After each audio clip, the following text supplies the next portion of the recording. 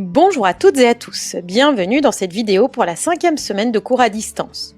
Après avoir évoqué les nouvelles façons de penser l'homme et le monde en Europe au XVIe siècle, on va s'intéresser cette semaine à la question religieuse. En effet, à cette période, l'Église catholique est très largement majoritaire, mais commence à être critiquée. On reproche par exemple à ses curés de manquer de culture et de n'avoir qu'un seul objectif, celui de s'enrichir. Une nouvelle religion séparée de l'Église chrétienne va voir le jour. Elle est fondée par un moine, Luther. Il veut revenir à la religion chrétienne de ses débuts. C'est ce qu'on appelle le protestantisme ou encore la réforme protestante. Je vous demande de prendre sous les yeux la page numéro 10 pour le grand B, la réforme, donc la réforme protestante, et les conflits religieux en Europe. Et en parallèle, votre manuel aux pages 158 et 159. Je vais vous présenter les différents documents relatifs à cette thématique. Donc tout d'abord le premier document qui est une biographie de Luther, où on apprend d'où il vient et quelles sont les étapes importantes de sa vie. Le document 2 qui est une caricature protestante qui vise à dénoncer une pratique chrétienne qui s'appelle la vente des indulgences. Les indulgences sont des bouts de papier vendus par l'Église en échange desquels il pardonnerait les péchés et permettrait d'accéder au paradis. Le document 3 est un extrait des 95 thèses de Luther, justement au sujet des indulgences. Le document 4 est une fresque d'église qui dépeint Luther dans un temple protestant. Enfin, le document 5 est un texte protestant important qui détaille l'idéologie du protestantisme. C'est ici le moment de lire les documents calmement plusieurs fois et de répondre aux questions. Vous devez donc mettre la vidéo en pause afin de faire le travail en autonomie.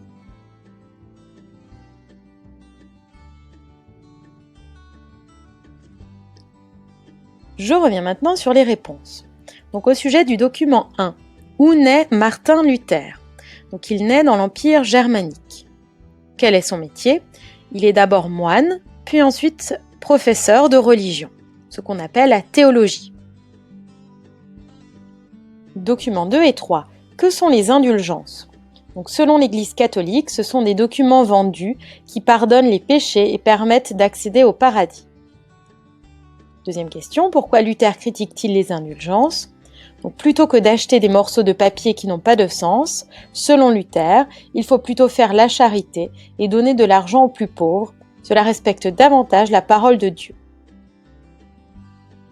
Nous allons ensuite compléter ce tableau afin de faire le point sur les éléments pour lesquels l'Église luthérienne donc de Martin Luther est pour et les éléments pour lesquels elle est contre. Donc tout d'abord la colonne de gauche. Elle est pour, donc première case, que seule la foi permette de mériter la grâce de Dieu. Deuxième case, que le lien direct entre les hommes et Dieu est uniquement Jésus-Christ. Troisième case, elle est pour une communion avec le pain et le vin. Ensuite, dans la quatrième case, elle est pour le droit au mariage pour les prêtres. Et dans la cinquième case, elle est pour l'existence de deux seuls sacrements, le baptême et la communion, sachant que pour les chrétiens, il y en a 7. Ensuite, dans la colonne de droite, l'Église luthérienne est contre. Donc elle est contre, dans la première ligne à droite, les dons d'argent à l'Église. Ensuite, elle est contre, donc deuxième ligne, elle est contre les pèlerinages. Troisième ligne, elle est contre les monastères. Quatrième ligne, elle est contre l'existence des saints, qui ferait le lien entre les individus et Dieu. Et enfin, dernière case, elle est contre l'existence d'autres images que celle du Christ dans l'Église. Donc vous surlignez la définition de la réforme protestante, donc c'est le mouvement religieux qui donne naissance au protestantisme, donc vous surlignez en vert comme d'habitude.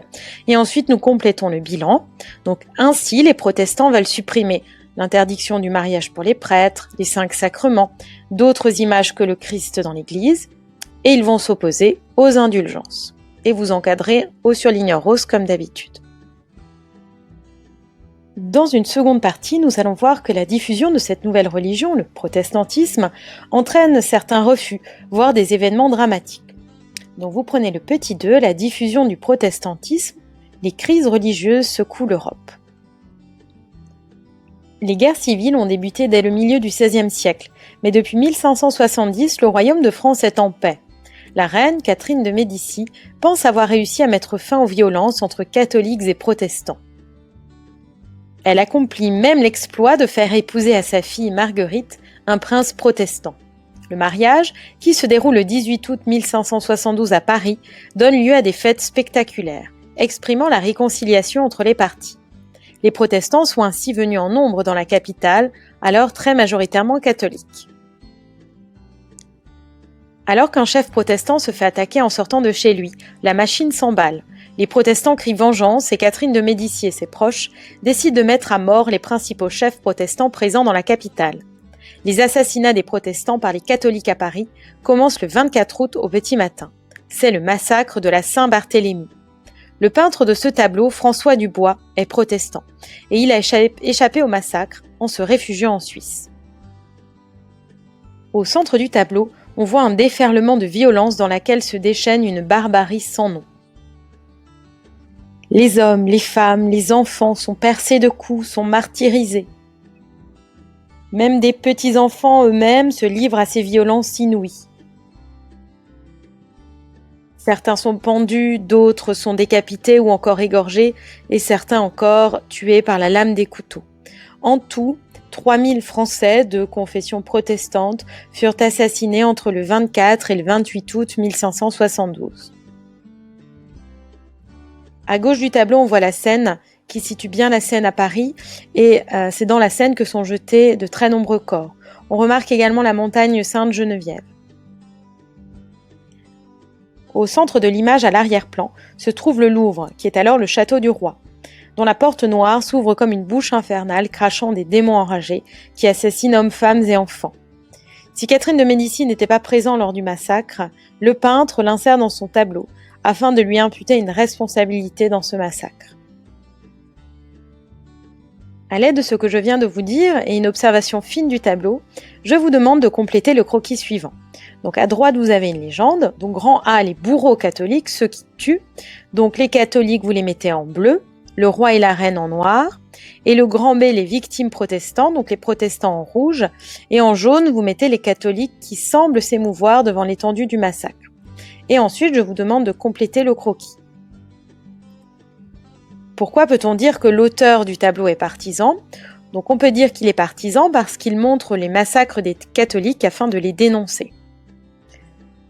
Nous allons maintenant nous intéresser aux divisions religieuses en Europe au XVIe et XVIIe siècle.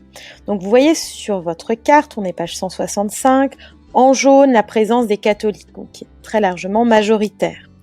En bleu, vous voyez les luthériens, et en rose, les calvinistes. Donc luthériens et calvinistes font partie de la même famille des protestants.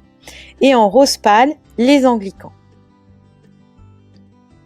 Donc cela correspond les petits points aux catholiques, les hachures aux protestants et les pointillés aux anglicans. Afin de terminer cette semaine, je vous demande de vous mettre à la place d'un catholique ou d'un protestant qui a vécu les guerres de religion et l'épisode traumatisant de la Saint-Barthélemy. Donc en t'aidant de ce qu'on a vu jusque-là, y compris le tableau, écris un court paragraphe pour présenter ta pensée, tes actes et le contexte national et européen. Il faut te battre pour tes convictions religieuses. Afin de réaliser ce travail, je vous demande de vous connecter sur ce site, que je recopierai bien sûr également dans le cahier de texte. Vous arrivez ainsi sur cette page qui vous permet de répondre aux questions que je vous pose. Je vous souhaite donc une bonne semaine, j'attends votre travail pour le vendredi 1er mai et j'espère que vous portez tous bien. Au revoir à tous!